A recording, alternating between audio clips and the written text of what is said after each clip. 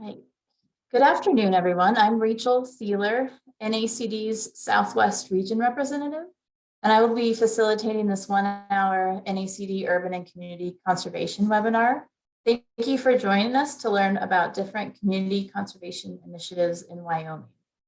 We'll record this webinar and post it to NACD's website along with a PDF of the presentations for future access. Please share widely with your networks and anyone who may be interested in seeing this or previous presentations. Please keep yourselves muted for the duration of the presentation. We'll have 2 speakers followed by a question and answer session. Please type your questions in the chat box and I'll read them out loud for the recording. Now, Ron Roja will provide a few introductory comments. Ron is chair of NACD Urban and Community Resource Policy Group, which is part of our Natural Resources Policy Committee. Go ahead, Ron.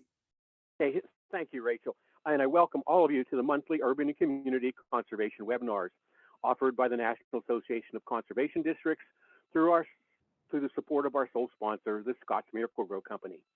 These sessions are designed by NACD's Urban and Community Resource Policy Group, a subcommittee of district officials and partners charged with guiding the association services and support for districts' work in developed and developing areas.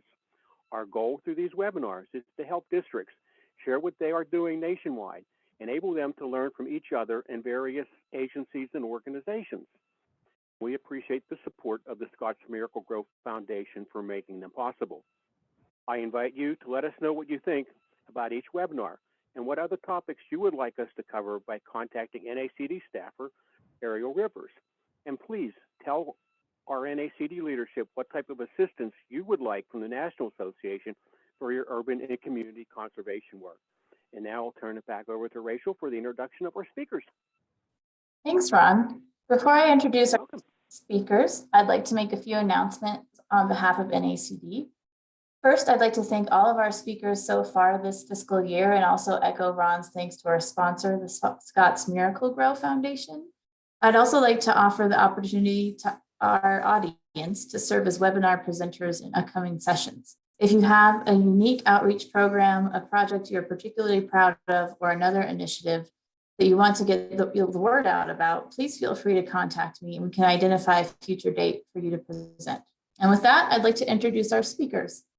Today, we'll learn from Carlin Girard, Executive Director of the Teton Conservation District. Over the past 20 years, Carlin has worked with wildlife, habitat, aquatic systems, and land management, including agriculture, forestry, and development from Alaska to Arizona. By leveraging relationships with management agencies, researchers, landowners, and local leaders, Carlin brings resources and solutions to his community's challenges. And he strives to find middle ground by balancing conservation with human needs. Carlin holds a Master of Science degree in Aquatic Resource Management from the University of Wyoming and a Bachelor of Arts degree in the Environmental Studies from Prescott College in Arizona. When not working, Carlin can be found with his wife and 2 daughters exploring the region's mountains and rivers while hiking, skiing, floating, biking, hunting, and fishing. We'll also learn from Orion Bellardo, a co-founder with the Farmstead Cider Company. Orion is a native of Jackson, Wyoming, and holds a master's degree in physics and education. With a passion for local foods and agricultural education, Orion also spent 18 years as a culinary worker, and in addition to Farmstead Cider, he co-owns Roots Kitchen and Cannery, a cannery specializing in jams and pickles. He has an amazing wife, 2 silly little boys, and a dog. And with that, I'll hand it over to you, Carlin, to share your screen and start your presentation. Thanks, Rachel.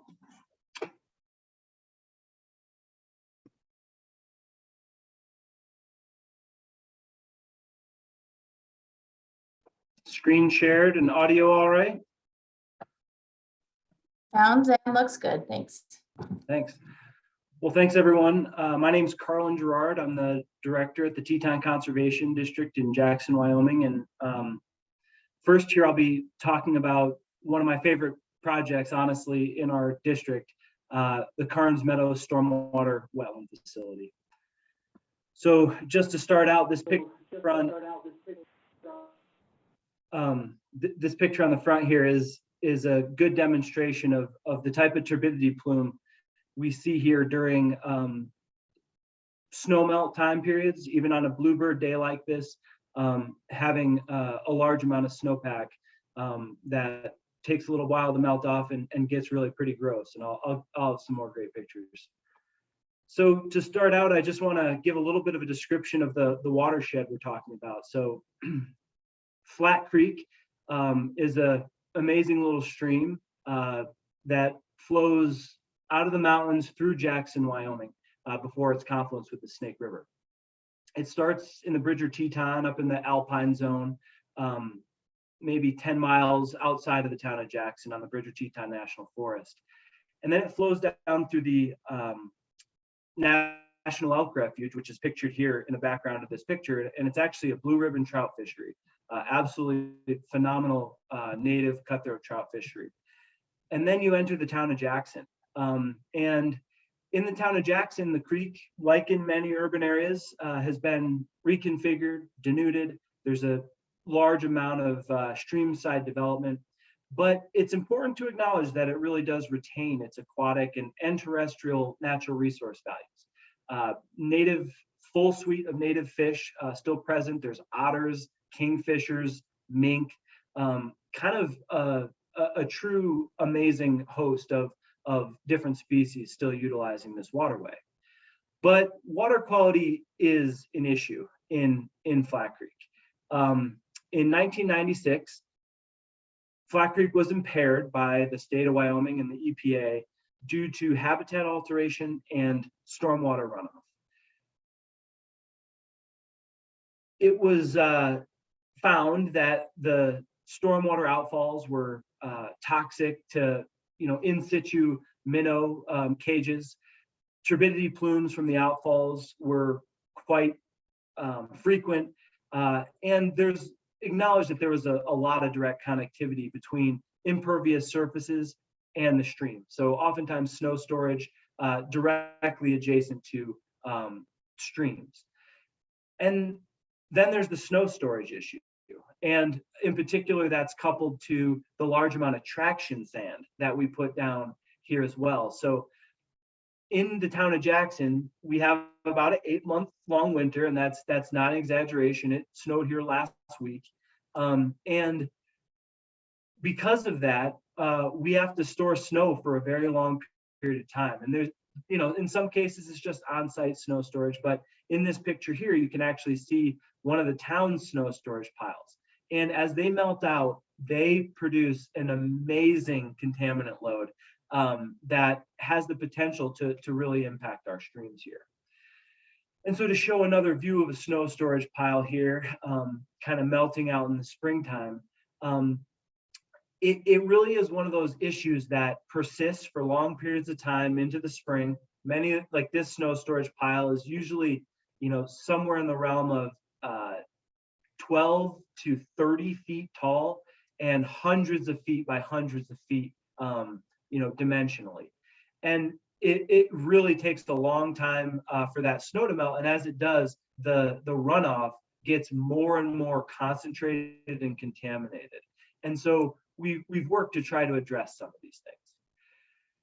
There's a pretty good acknowledgement that there's been these issues, and the impairment really sparked some of this. But the Teton Conservation District, whom I work with, partnered with the town of Jackson and the Wyoming Department of Environmental Quality and local NGOs to put this project on the ground to construct a stormwater treatment facility. The primary funding came from a 319 grant through Department of Environmental Quality and EPA. I think it was somewhere in the realm of $900,000 grant for this, say $1.2 million project. It was sited on town land under conservation easement, and I'll touch on why that's important in a little bit. And then it's also was positioned directly adjacent to one of these, well, the largest snow storage pile in the town of Jackson. And it's also down gradient from about 30% of the stormwater conveyance system, which was also of benefit. So here's your first image of the Karns Meadow Stormwater Wetland Facility. And this is when it's completely full, so you can hardly tell or differentiate the different bays here. This is in the springtime when we actually have brought water in off of Flat Creek. And I'll give you some more diagram of this, but suffice to say, this is designed to be a retention basin with multiple ponds designed to do different things. And I'll go into that a little bit more here in a second. But essentially, we're trying to capture contaminated runoff from snow storage and from stormwater, which is routed into this facility and brought through a series of ponds with a fairly long retention time, and before it's then discharged to Flat Creek. So this schematic, it's a little hard to provide the full scale of this facility, but in this schematic right here, you can see, can you see my cursor, Rachel? Yeah, so in this schematic, you can see this kind of sinuous pattern here. These are the same bays, although they were totally full in the previous picture. So this is the stormwater facility here. Here is Flat Creek meandering through the Karns Meadow area. And you can see inlet number 1 here, and then there's actually a couple more inlets, one from a stormwater conveyance here, and one that's actually just water right off of Flat Creek to provide water during dry periods, prior to its outlet here, which discharges to Flat Creek. Of note, there's this large dirt area here. That's the snow storage area that the town primarily uses for its snow. It runs through a culvert here down into inlet 1, which is really well designed and importantly designed to capture the large and bulk of the large material that is coming into this system.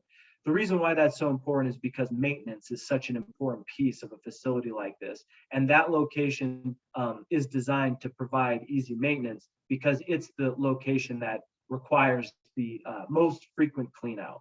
So then it discharges to another basin, and so on and so forth on the way out. So, the whole point of this is to filter stormwater. And here's a picture of this, the initial basin. This is actually the primary inlet from the into this facility. And you can just see this massive slug of sediment sitting in this pond. Essentially, it's full. And this is the access site right here that the excavator would come in and excavate, which is almost a yearly activity. And you can, and maybe more, honestly. And you can see behind here these spoils pile. This is actually where materials temporarily stored at the time of excavation. So just to get into a little bit of data here, and I know this is a little overwhelming, but I wanted to just note that we have done some monitoring on this. So these columns represent total suspended solids, nitrate, nitrite, and total phosphorus. These are just a handful of parameters we've evaluated. This was over the course of different storm events, and we were measuring at the inlet and outlet. And just to move down, I think this is the better summary. What you can see is that we have about 99% removal of total suspended solids, and 85% nitrate, 100% nitrite, which is probably largely due to oxygenation, and a good removal of phosphorus as well. And similarly, I think it's just good to note we're talking about roughly 60 cubic yards of material that we're removing just from a suspended sediment standpoint. But in addition, we also measured a whole host of other chemicals, including heavy metals, hydrocarbons. We even looked at E. coli, and there's reductions across the board, and really, really meaningful reductions. In general, we're looking at something like a 90% removal of the contaminant load entering this facility. And we've done some kind of good education outreach with students analyzing these snow piles. That's one thing that's really fun, actually, is getting an assessment of what the contaminant load is. It's a great little kind of environmental studies course that we've been doing with students, looking at estimating the volume and the water content of these snow piles, and then also measuring the contaminant loads. When we do that, we melt buckets of snow in 5-gallon pails, and the smell, the odor, I mean, you can smell hydrocarbons off gassing from this contaminated water. And so the breakdown of that before discharge really has a lot of value to the stream. And why is that important? Of course, what we're trying to do is protect water quality. And I have a lot of different data, but I kind of like this data a little bit anyways, that relates to sensitive macroinvertebrate orders, Ephemeroptera, Plecoptera, and Trichoptera, pictured up there on the top, oftentimes referred to together as EPT taxa. And we have this stacked bar chart where on the x-axis we have year, and this isn't a perfectly consistent data set. There are some breaks in the sampling. On the y-axis, we have EPT richness at a site downstream from town. And so on the left here, we've got when the stream was impaired. Here on this little dotted line, we have when the Karns Meadow Stormwater Wetland was installed. And this wasn't the only BMP that was put in place, but I do think it was one of the single largest BMPs put in place. And what these bars represent is by color, the richness or diversity of these different species within these orders, with the idea that the more richness or diversity you have, the more sensitive macroinvertebrates you have, indicating a better water quality. And I do think that we saw a decline even after the impairment of water quality that resulted in degradation of the bug community. And since then, we have seen some degree of rebound, and it's something that I'm very proud of. Just to be able to acknowledge that there's direct links between best practice implementation and the health and ecology of our local stream systems. And another part of this that I wanted to note is the value as a conservation hub and a demonstration project that this is. This is a sign that was actually just planted last year, even though it's been almost 10 years since this project was implemented. We put this sign together, and I debated showing you the actual sign or a digital version. I chose the digital version because I like the sign. But what I want to make sure to highlight is how many people get to see this BMP in place. It's on town land. We put this sign adjacent to a popular bus stop on one of the busiest streets in town. Annually, I bring hundreds of people out to this site, students and adults, education groups, to talk about aquatic ecology, the stream impairment, the BMPs that we're putting into place. It's a wonderful little case study about water quality in our valley, and it's on a public site, and so we're able to really showcase it in that way. And so kind of wrapping up here, getting into some of the lessons learned. I want to make sure everybody knows that maintenance of these things is required. I'm sure there's some people on this call who are familiar with operating a managed wetland system. Doesn't matter if it's a stormwater, waterfowl, or otherwise, managing a wetland system actually takes some expertise, and it just takes time. Whether that's managing water levels and flows or the removal of contaminants, it takes work, and the better it's managed, the better it functions. Absolutely. Also, I wanted to note that and I mentioned it earlier, we have a water right off of Flat Creek that brings water into this facility at times when it's dry. In Jackson in the summertime, we can go 4 months with a ½ inch of rain and hot, dry temperatures. And part of the significance of that is that you need water to keep it a wetland, or it will turn into a sagebrush flat pretty quick. And so having that water right to flow into it at times when there isn't stormwater available, it is really important for its maintenance. I also want to talk just briefly about land use change. In the town of Jackson, there is an immense amount of pressure on land here for development. The property values are absolutely through the roof. And so siting these things in the right location so that 10 years down the road, it doesn't just get paved over and turned into something else is also relevant. We may very well find that fairgrounds is no longer the snow storage location in the next 10 years because that land is worth so much money for something else. And so I just want to highlight that because it is a planning decision that can be pretty intentional. The entire facility, which is acres in size, is lined with an impermeable barrier. I also want to highlight that because these are true contaminant sources. This is a concentrated contaminant source flowing into this facility. Down gradient of it, there's a town of Jackson drinking water well. And it wasn't too long ago that we actually found hydrocarbons in that drinking water well. And someone said, well, is it from the stormwater facility? I was very happy to be able to say that that's a lined facility when that question came up. Although the contaminant load is still present at the surface, a liner can protect groundwater really quite effectively.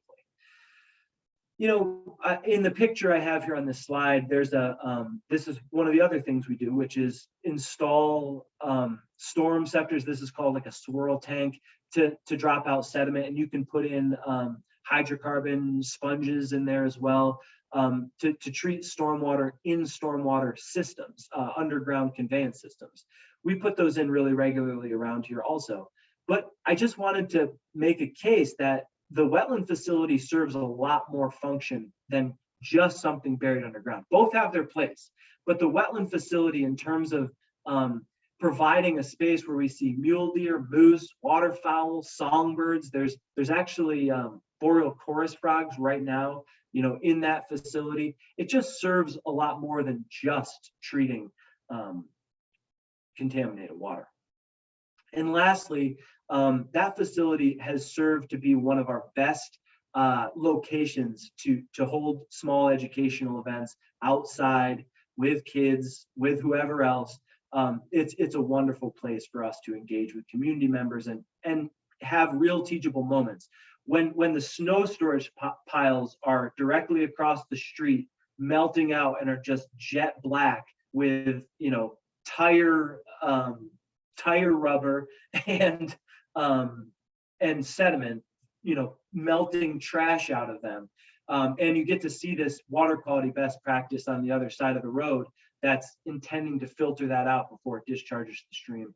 It's a pretty meaningful educational opportunity. So that was what I had here. And I think we're going to wait for questions until the end, but thanks for the opportunity to talk about the Karns Meadow Stormwater Wetland Facility. Yep, and we'll have questions at the end. I see a few in the chat, so we'll make sure to have time to answer those at the end. And while Carlin's pulling up his next presentation, I can attest to the great fishing that Flat Creek offers. It's quite a good time, probably some of the hardest fishing I've ever done, but it was great. And for the Southwest Pacific Region meeting last August, we got to visit this wetland, and it was really incredible. So I appreciate you sharing it with us. Would you like me to pull up my second presentation? Sure, if you're ready. Okay, thank you.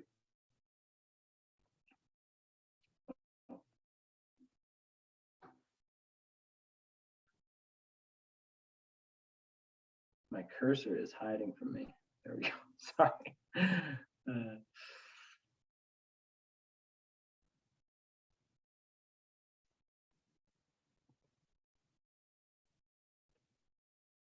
Okay, look good? Looks great, thanks. All right, thank you. So I'll get going. Again, Carlin Girard, Executive Director at the Teton Conservation District in Jackson, Wyoming. That's Northwest Wyoming. The second presentation I have here is another program that I'm really quite proud of.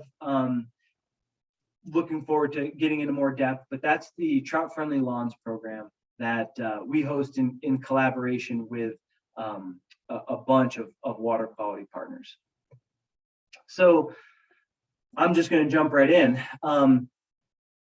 The Trout Friendly Lawn program was envisioned because we have a water body called Fish Creek here locally. So Flat Creek is on one side of the valley, Fish Creek is on the other. And Fish Creek is another really prized waterway that runs right through our valley floor. we started to see some pretty excessive algae growth, benthic algae growth in Fish Creek, and quite indicative of nutrient enrichment. And with that came a pretty serious decrease in sensitive macroinvertebrate richness. We actually lost quite a few hatches in the stream that the fishermen who moved there and live there and pay a lot, like keep journals about the fishing on this creek, hatches that were just lost from the stream. And that really prompted the Conservation District and USGS to start doing some work in there. We hired USGS to do an assessment of nutrient sources in the watershed. And you can see the range of things we looked at here. Explosives is one of the funny ones on the list, but we actually deploy a massive amount of explosives because of avalanche control, both at Jackson Hole Mountain Resort and on Teton Pass. Lots of bombs. And so that was included as well. But what we identified here, and I think I just want to preface this by saying we're targeting all of these nutrient sources. It's easy to say, like, why are you spending all this time on landscaping? We're doing things in all of these different realms, but landscaping and lawn fertilization was one element that actually came out quite high on this list from USGS. Well, it doesn't really make sense to do outreach about landscaping at a watershed scale, like trying to target just the area where you have the biggest impact. It really became clear that community scale engagement on this topic was the approach that should be taken, because let's be honest, it's not just Fish Creek, it's not just Jackson, Wyoming, it's all over the place.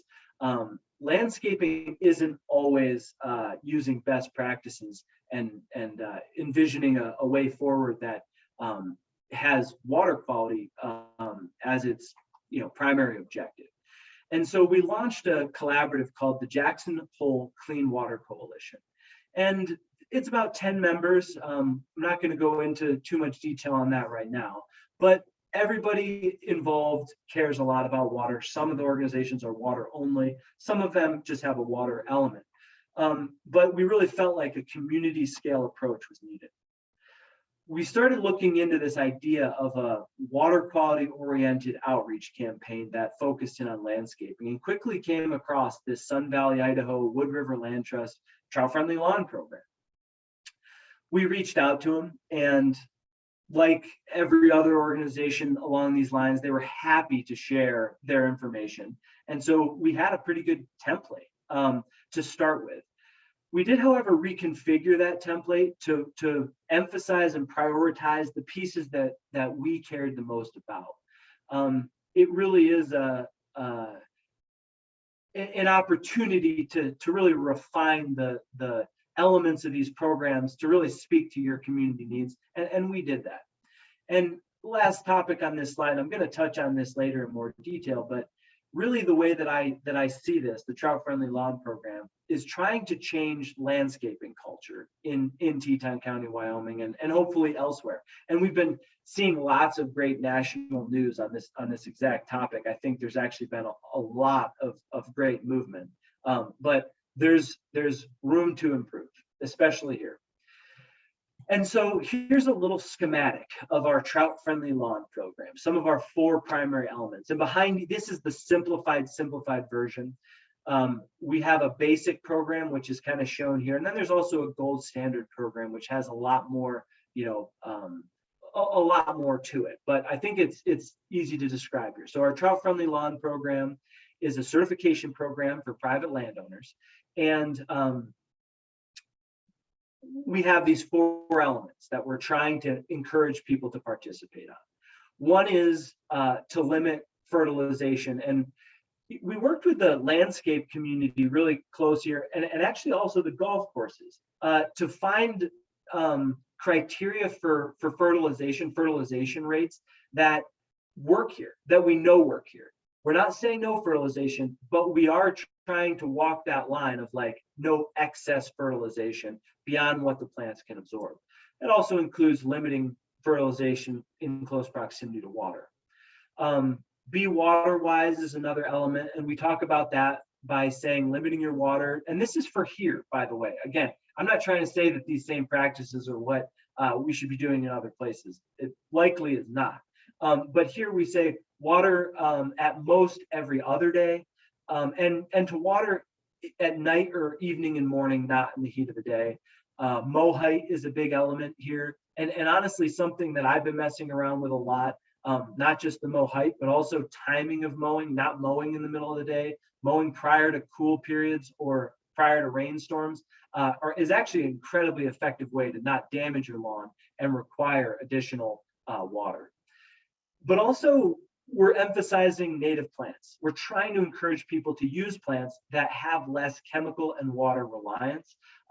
So we're really trying to encourage landscaping that doesn't convert native landscapes to turf, but also we're trying to encourage the development of native landscapes as well. That includes streamside buffers.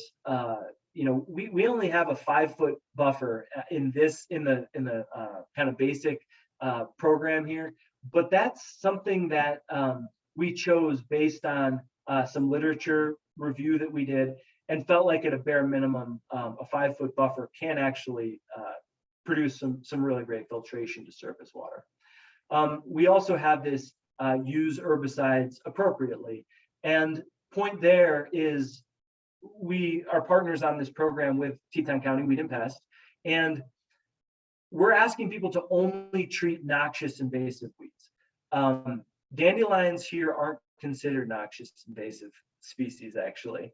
And so we're trying to limit the use of herbicide to where it's plant species that truly are noxious invasive weeds. And we strongly encourage people to get rid of those and potentially also use other mechanisms aside from just herbicide. So some of the program stats, over the course, I think this program has been in place for 3 or 4 years now. We have about 240 homes that are have certified and are participating in the program. We've got 7 or more HOAs, homeowners associations, that are participating. And in some cases, we've actually had HOAs adopt these principles in their covenants, which is kind of interesting. That we haven't really been pushing for that, but there are some subdivisions here that are really centrally based in water. Like there's just Spring Creek kind of subdivisions. We have 15 landscapers who are now certified to practice, and I'm going to go into more detail on that, the Trout Friendly Lawn Program. And then we have other large entities that are also involved, including our town and county Parks and Rec department. Although not all of their properties use this practice, many do. And then we've also generated this sign here. Signage programs, you can give or take, but in this case, we wanted to design something that we thought people would want to have in their yard. And we have about 100 of these signs out. 50 we manage and kind of move around, and 50 are more permanent. So we have a business certification program that we built in after the fact, a couple years in. It's attainable, couple $100 annual kind of membership.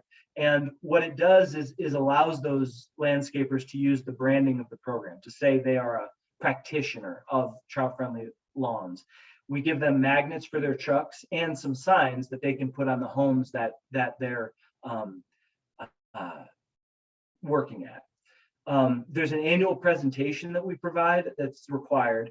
That's a technical presentation about local water issues, but also, we go into a lot of detail about the program elements. And then there's soil, water, and turf specialists that are presenting. And those have been some really fascinating presentations I think everybody's learned from. I learned something every year at that presentation. I think it's worth noting too, we offer continuing ed credits. We've done it for realtors, but we've also done it for herbicide applicator licenses here require continuing ed credits. And it's a great way to, people want it. They actually want to come because they need credits. And then finally, we provide a sponsorship of an ad for the landscaper that certifies the most homes under their business. So just to talk about some of the challenges, and you see I have a lot of them, small text, that's always a good sign. there are some challenges, to be honest, and leadership is important. We've found that there's reoccurring tasks, and you really do need leaders to do those things, especially in a collaborative framework. People hate dandelions, and that's been a constant source of challenge. In some cases where like hand pulling dandelions might be a practice you could use, a lot of times landscapers here don't actually have the time to do that. They don't have the staffing. We're staff short in this community. An interesting thing is that regardless, someone's going to be disappointed that the program isn't strict enough, or someone's going to be disappointed that the program's too strict. It's always going to be the case, I'm pretty sure. Collaboratives can be challenging to manage and can have conflict. And I think that's something that you should anticipate.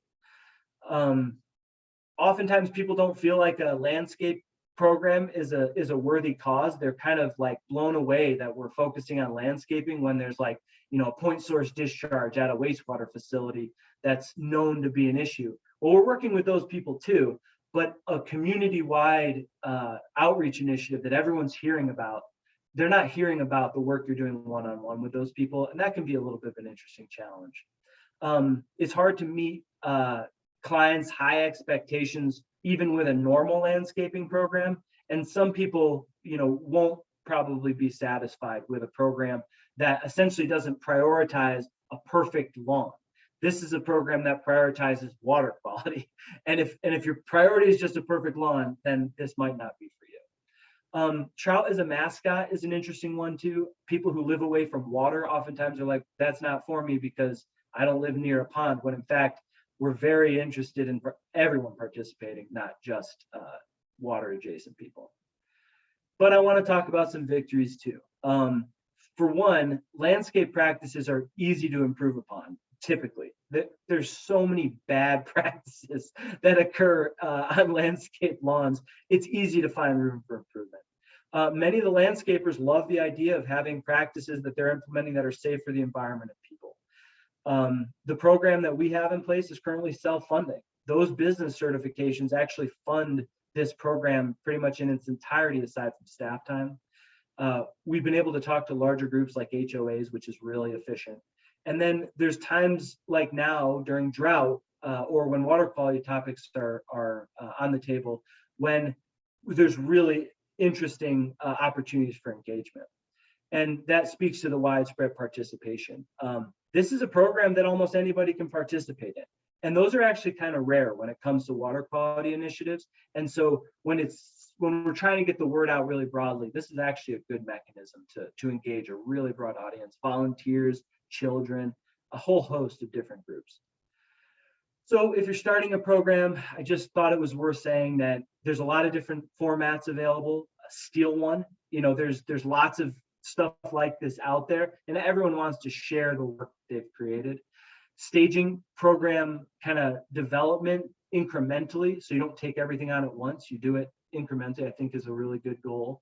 And then choosing parameters that make sense for where you are. It's not the same in different places. What are the water quality goals you have? Focus on those. Make sure your landscapers are on board, because the last thing you want is for a landscaper to be telling their client that that's not feasible. You want your landscapers on board.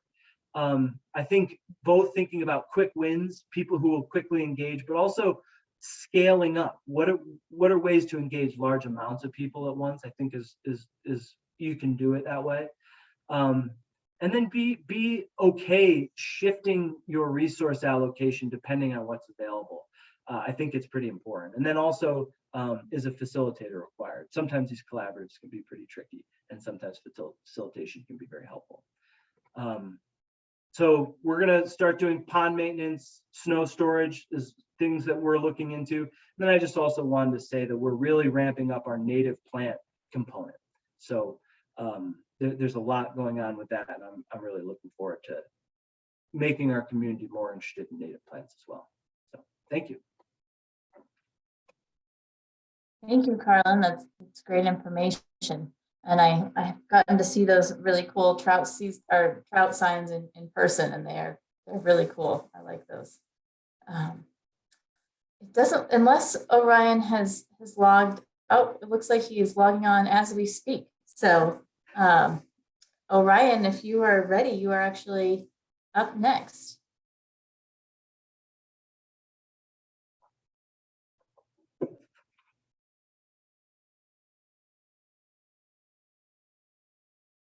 I don't know if you can hear us, Orion, but if you want to go ahead and share your screen for your presentation, that'd be great.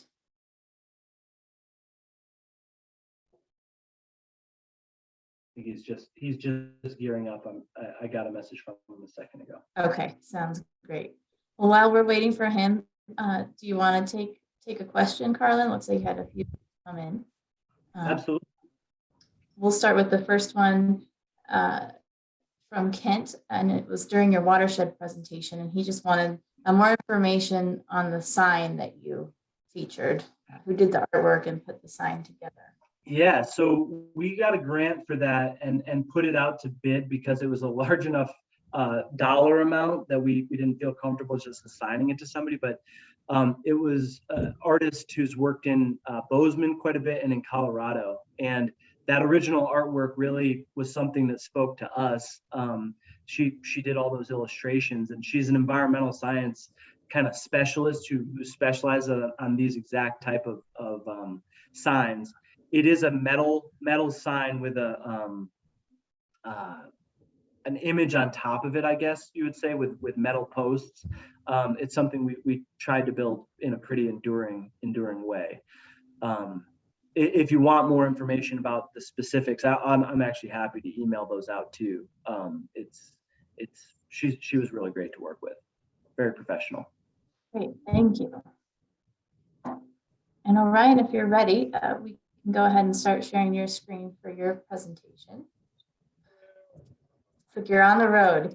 I'm on the road. We're getting we're doing the mobile thingy stuff. One of the great things about virtual.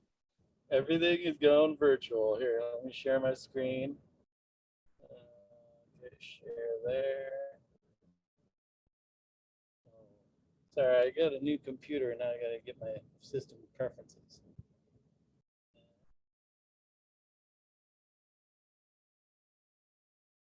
And I have your presentation as well, if that's easier. If you'd like me to share that for everybody.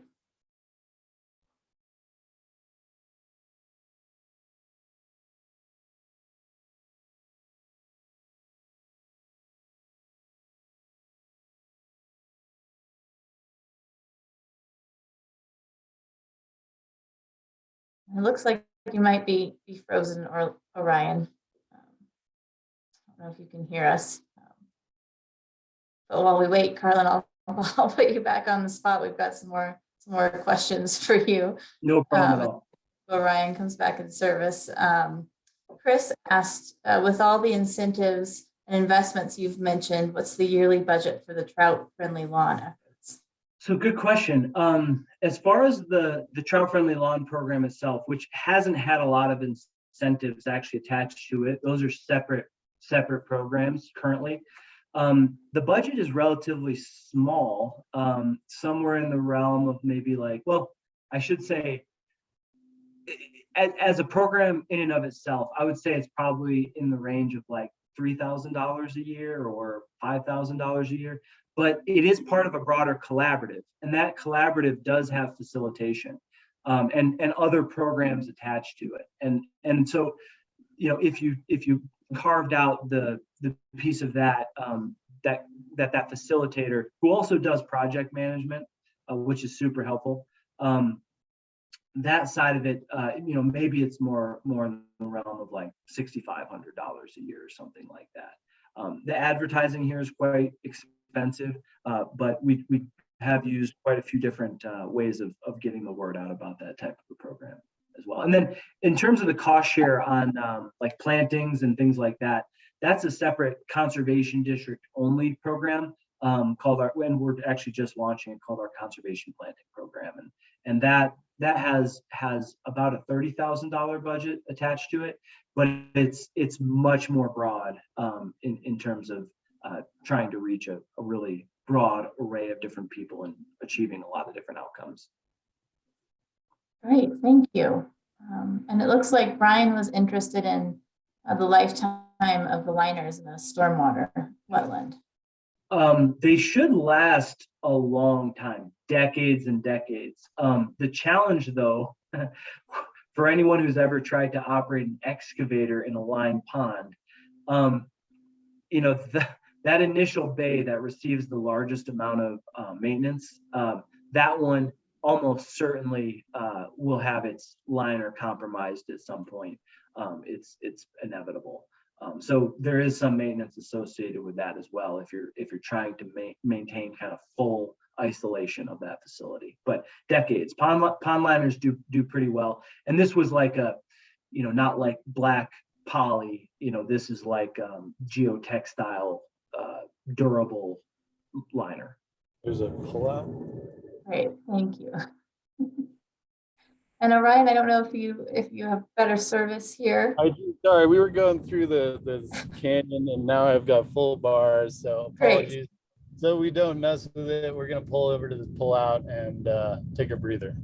All right. I can just go on. It should be pretty good service, but I also if you could actually show the presentation and you guys are okay with me just narrating, that might be the safest bet. We're about an hour behind where I was hoping to be, where we were gonna have great service. So That's all right. Let me get it pulled up here. kids, you just never control. You never know. Nope. And you've got about 10 minutes. So. All right. So that should be showing up for everybody. Perfect, thank you. And you know, mostly this is kind of a quick walkthrough, and then if you guys have Q&A, I'm happy to kind of wander through what we've done. So we are Farmstead Cider, and we do regional production, and basically our regional production is based largely, and conveniently you had Carlin speak to you guys beforehand. We were born out of this kind of need for conservation, or conservation's need for a solution. We were that solution. And so we essentially do our best to keep bears out of trouble, as it says. We got a wedding present. Our first wedding present about 6 years ago was kind of a home press, like a fruit press for making fruit wine. And we went and we scrumped the surrounding trees of their fruit. And to scrump is to steal your neighbor's fruit without permission. At this point, these were like a bunch of crab apples. So we went a scrumping around the neighborhood, and we found all these apples and we pressed them. And at the time, we didn't know that we kind of stumbled upon this need that the county had. We'd had, 3% of the county is developable, the rest of the national parks and national forests. So we've essentially stepped into this need that the county had, which was to process and remove and process the animal attractant in Teton County. And so that was a big piece of how we were born. And we've subsequently now, this year we're hoping our target is like 120,000 pounds of apples that have fallen from within Teton County proper, that we are going to mitigate and remove from the reach of animals, be it bear, be it deer, be it moose, be it whatever. And so, yeah, that's the short version of how we were born, and with our collaboration with Teton Conservation District. Since then, we've kind of expanded. Now we do regional production. We're going to start doing apple drives in other communities that also have animal problems, shall we say. So we have the desire to do it in Cody, but we're not quite there. Lander, I think, is going to be the next easiest solution. We have relationships built over there.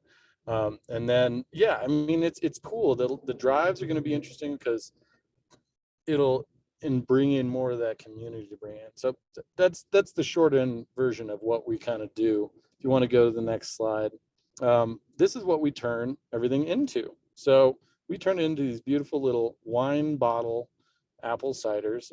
We have this cool crab apple contingent. So as you go essentially left to right in this picture, you have increasing amount of crab. We also unintentionally chose the Ninja Turtles color. So we are, the Donatello is one of my favorites, though Raphael, I think, recently Raphael did win the Good Food Award. So it's hard to say which one is the best. But so that's our products, and then you can keep next slide there. So this is kind of like, you can see these are picking bins. Everything we do is kind of repossessed. So we take, ranching is big in Teton County. And so these blue picking bins also conveniently are the max amount of weight that we can really lift healthily between two people. So these are all reutilized apple salt licks from cattle ranchers. And so as you can see, each apple tree gives us between 3 and 10 of these blue bins. If it's a mature tree. If it's a novice, small tree, we might get like half of them. Or if it's an off year, a lot of apples are every other year in production, we'll get about, half to a full barrel. This is our tasting room to the right. And then behind, I don't know if everyone can see the barrel. Oh, that's on my screen, sorry. The barrels there. So we have a barrel aging program. A lot of these crab apples actually are kind of vile in their base juice level.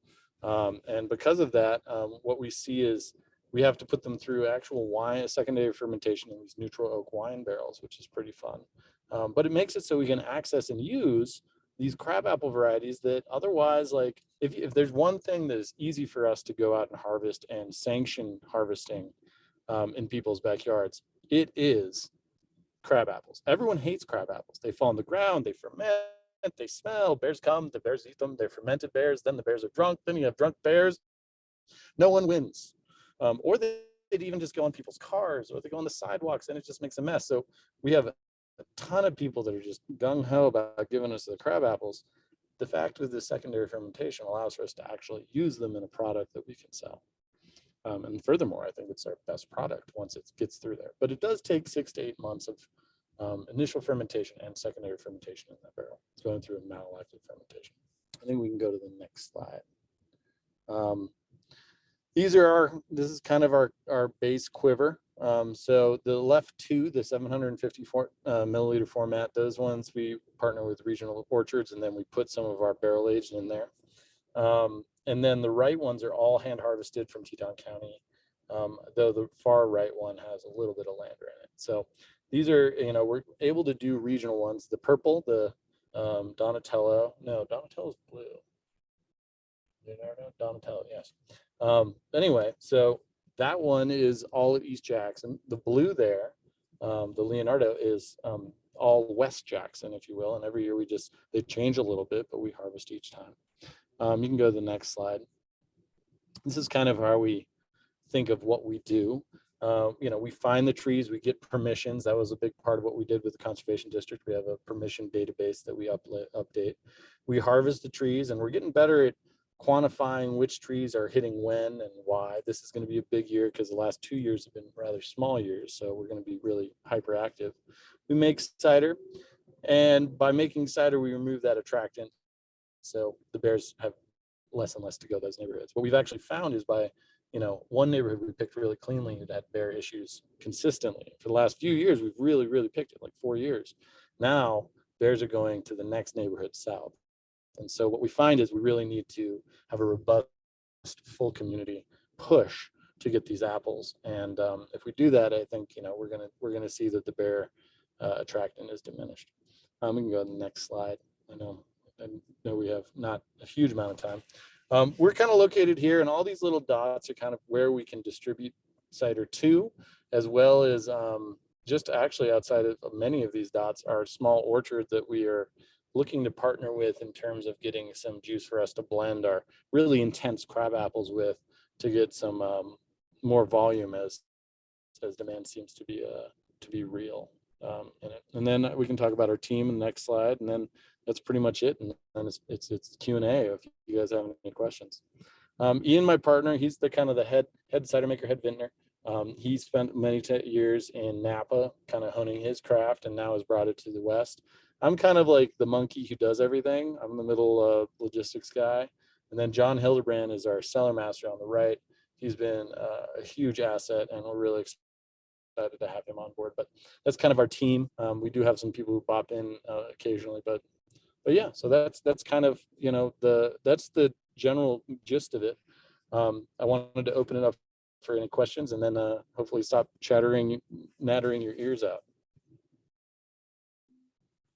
Great, thank you, Ryan. And feel free to put any questions that you guys may have in the chat. And while we're waiting for those to come in, I must say I was lucky enough to be able to try some of the cider at the Pacific Southwest meeting last August that we had in Jackson, and it is quite delicious. So if any of you stumble across some wherever you are, I highly suggest you pick some up. It's very tasty.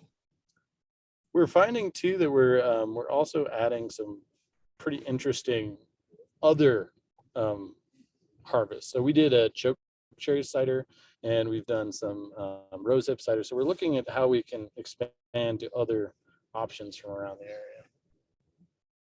And you know what's nice is I think as we look at these apple drives, we're gonna like try to bring up pressing equipment and just fill juice jugs as we go around to each of these you know, caldera settings.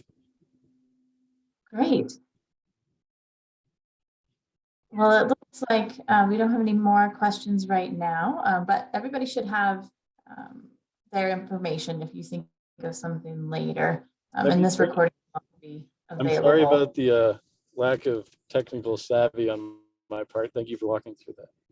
That's all right. I'm glad you could join us. I appreciate hearing from both Carlin and Orion. This was really insightful and great information about what's going on in Jackson. So I really appreciate it. All right, so we're just about out of time, and I thank our speakers again for sharing their time and expertise. Like I said, we'll have a link to the presentation available on our webpage within the coming week. And if you'd like to learn more about NACD's work, be sure to check out our webpage for information about both our urban and community conservation programs, as well as our work related to forestry. So please also make sure to sign up for our publications if you don't already receive them. They have all the latest news on conservation district and partner activities. So thank you, everybody, and I hope everyone has a lovely day. Thanks, Rachel. Thank you.